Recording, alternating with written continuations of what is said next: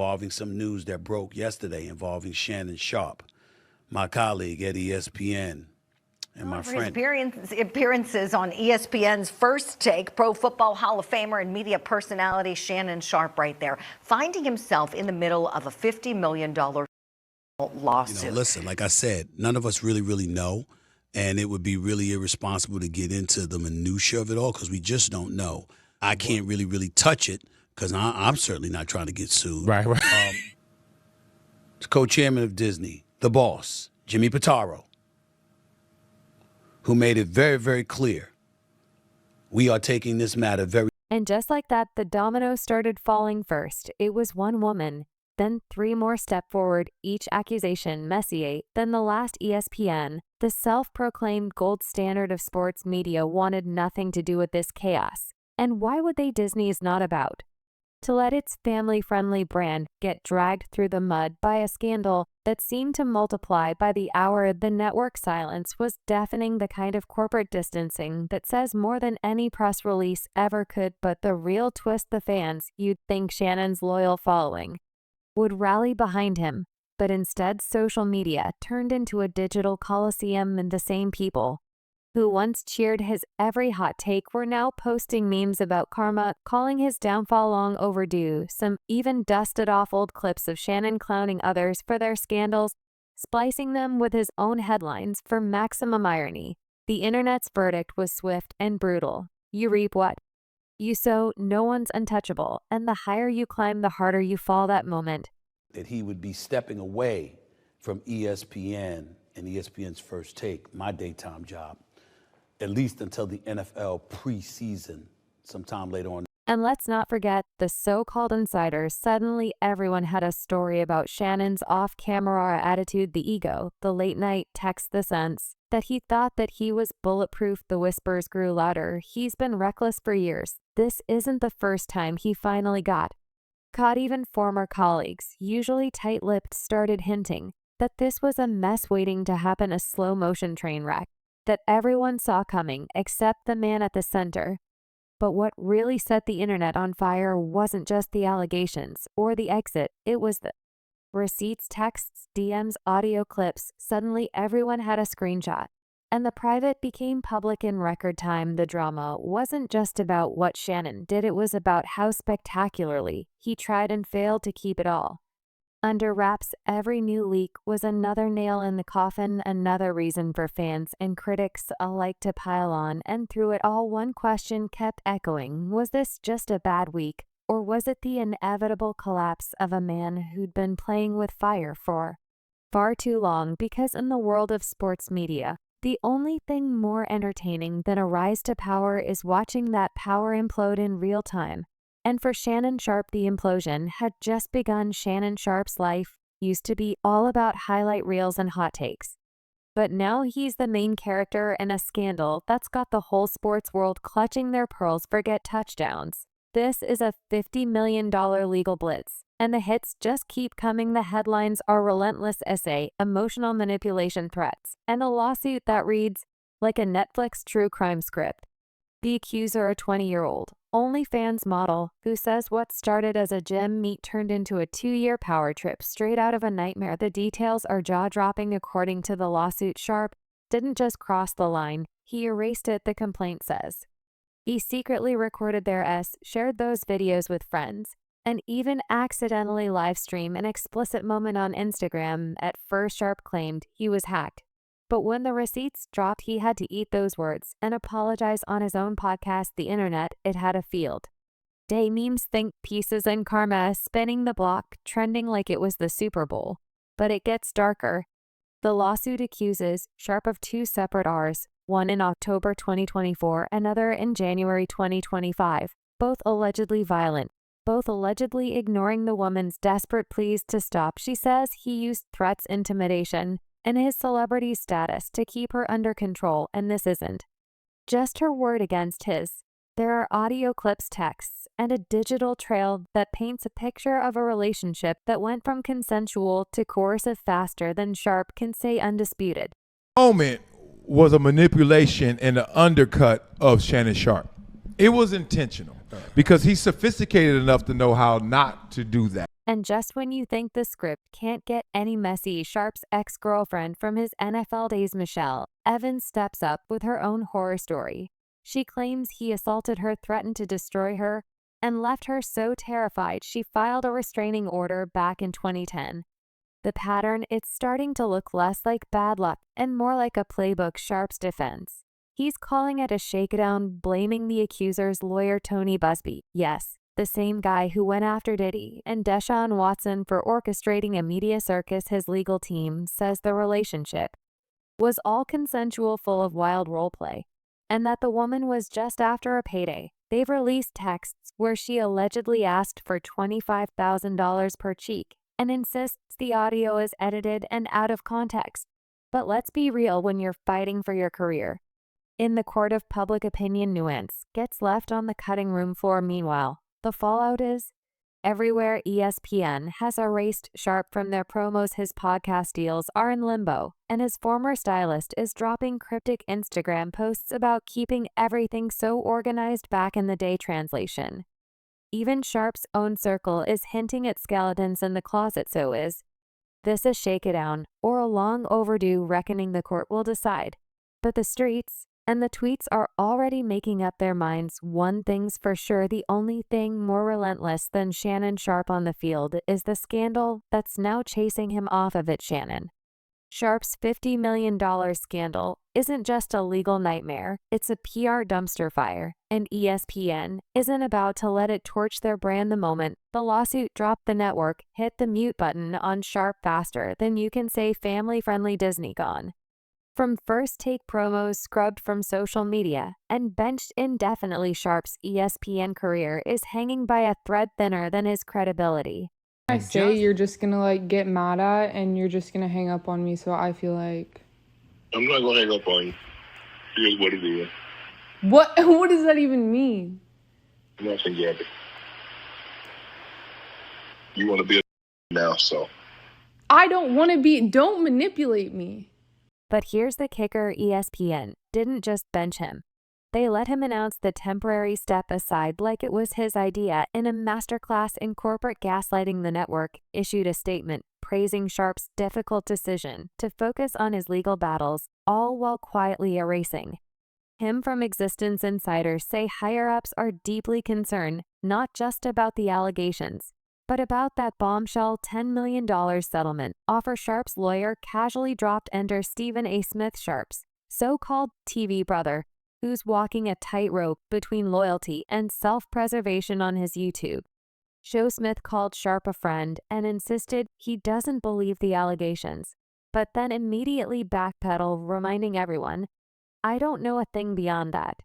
Translation: I'm not risking my bag for this mess. I can't really touch it because I'm certainly not trying to get sued. Right? Smith's performance was peak ESPN, equal parts empathy and evasion. He praised Sharpe's work ethic, reminisced about recruiting him to first take, and even threw in a tear-jerking line about lifting friends up when nobody else will.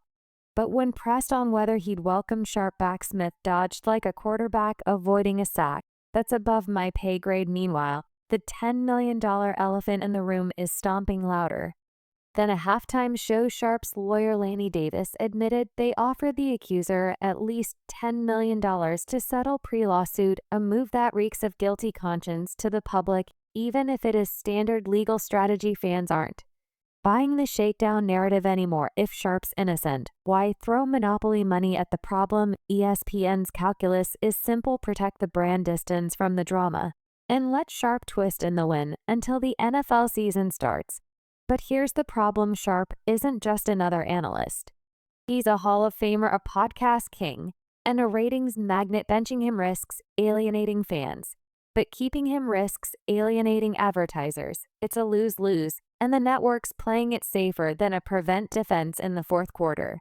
Pitaro, who made it very clear, we are taking this matter very seriously, and we are looking into this very closely.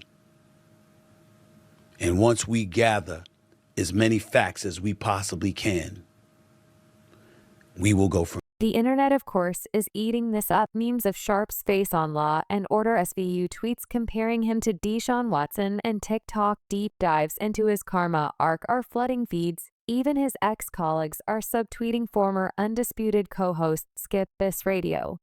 Silent Fox Sports probably thanking the heavens. They dodged this bullet. Shannon Sharpe's not just fighting lawsuits. He's fighting for his wallet. The man who once bragged about securing the bag is now watching sponsors flee faster than defenders dodging his blocks. First, a jump ship Boost Mobile, the neon sign that lit up his nightcap, set poof gone, replaced by a Bengals jersey hastily thrown over the logo like a bad Halloween costume. Even Chad Johnson's trying to play interior decorator slapping jerseys over sponsorships like he's covering up a crime scene.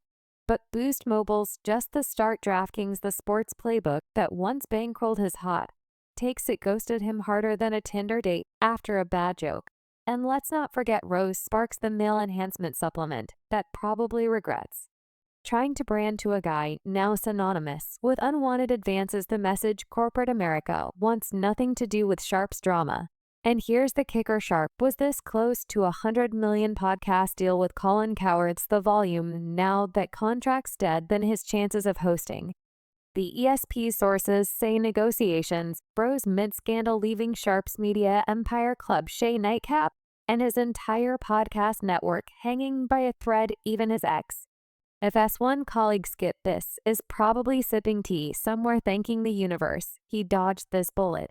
But wait, Stephen A. Smith still out here playing both sides like a pickup game on his podcast. He'll say he believes Sharpe's innocent, but his tone, it's the verbal equivalent of side-eyeing a dumpster fire. I don't know a thing beyond that. He shrugs, making it clear he's not risking his Disney paycheck to defend a sinking ship. Meanwhile, ESPN scrub Sharpe from First Take promos, and insiders whisper he's already banned from the Bristol campus. With friends like Stephen A., you don't need enemies. Stephen A.'s been doing a tour of sorts ever since the Shannon Sharpe allegations came out. Stephen A. Smith and Shannon Sharpe's partnership at ESPN was never just about sports talk. It was a calculated move, a headline-grabbing power play engineered by the king of opportunism himself, Stephen A. Smith. Let's rewind the tape. In mid-2023, Shannon Sharpe was shown the door at FS1, his undisputed run with Skip Biss ending in a flurry of viral clips on air tension and rumors of behind-the-scenes beef. Sharpe was hot, controversial, meme-worthy, and trending. Enter Stephen A., always with an eye on the next big rating spike. When ESPN announced that Sharpe would join First Take as a part-time co-host, the move was spun as a brotherhood reunion. But make no mistake, Stephen A. Smith was the architect. He had been lobbying ESPN executives for months to bring in a new sparring partner, and Sharpe's FS1 exit was the perfect storm. Smith didn't just want a co-host, he wanted a foil. A viral generator, someone who could keep pace with his own bombast and crucially bring a fresh audience to a show that was starting to feel stale.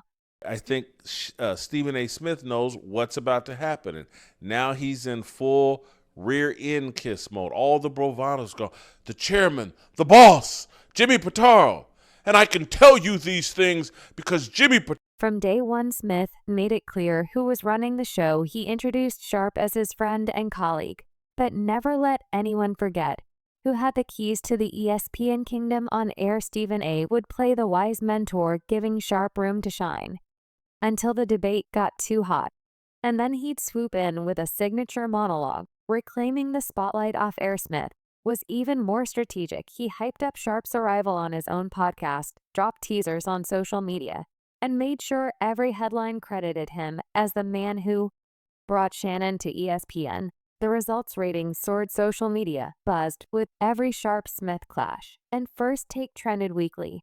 But behind the scenes, Smith was playing chess. While everyone else played checkers, he knew Sharpe's brand, outspoken, unfiltered, sometimes reckless, would draw both fans and critics. And every time Sharpe went viral, so did Stephen A. Smith's show. It was clout by association, and Smith milked it for all it was worth. But here's where the opportunism really shines. As soon as the lawsuit hit, allegations of essay damaging audio, and a media storm, Smith's tone shifted on his podcast. He called Sharpe a friend and said he hoped the suit gets resolved. so they could work together again. But the support was always hedged. Do I think Shannon Sharpe is guilty? Absolutely not, but that's just my personal view. I don't claim to know anything beyond that translation. I'll ride with you while it's good for business. But when the heat comes, you're on your own. Smith's public statements are a masterclass in plausible deniability. He's sincerely hopeful Sharpe is innocent, but he's also quick to say he's not privy to the details. He talks about friendship and support, but always reminds viewers that ESPN is a business, Disney is the parent company, and public perception is king. When ESPN made Sharpe's departure public, Smith admitted he'd seen it coming. I was aware that it wouldn't unfold that way because I understand how Disney operates. The public's perception is what companies like Disney prioritize, and unfortunately, that has negatively impacted him at this time. And let's not forget, Smith never misses a chance to position himself as the voice of reason. He's quick to contrast his own spotless record with Sharpe scandals, telling his YouTube audience, "This is my podcast. This is my YouTube show. I own this." But if you think for 1 second that I can just do what I want to do when I want to do it and how I want to do it, and there's not going to be any repercussions, you're clueless and you're destined to fail and fall on your face. I'm not talking about Shannon Sharpe. I'm not talking about anybody in particular. I'm talking about a climate that we're living in. Some people sit up there and look at me and they say, Stephen A. don't get himself into that kind of trouble. How does he pull it off?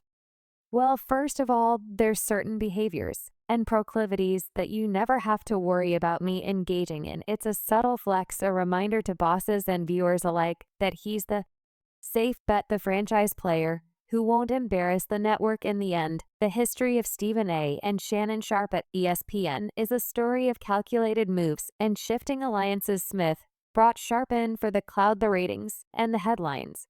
But when the storm hit, he was the first to step back, keeping his own brand spotless, while letting Sharpe take the fall. Brotherhood, maybe on camera, but off camera, it's every man for himself.